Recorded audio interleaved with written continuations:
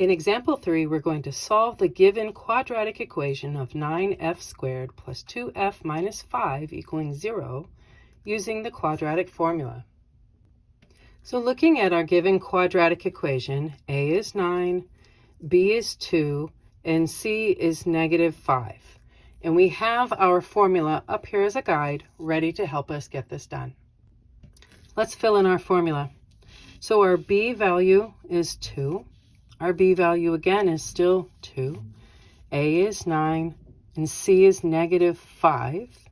And a on the denominator is still 9. As a result, we have just one negative here at the front of our quadratic.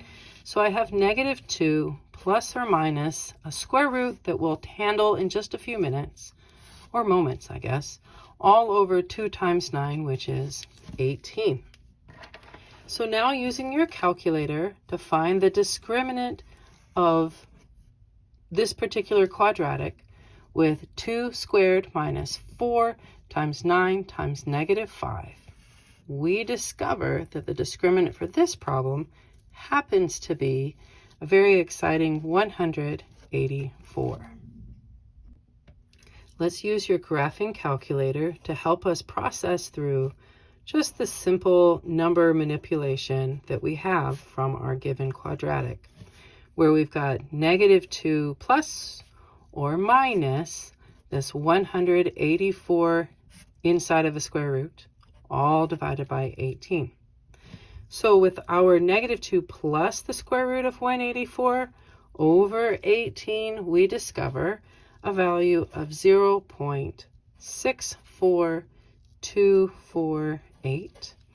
And for negative 2 minus the square root of 184 over 18, we discover a value of negative 0.86470.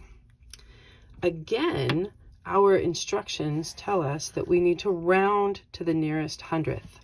So let's do that. Remembering that the hundredth is the second place value after the decimal, and it is the third place value that tells us if it will stay what it is or round up.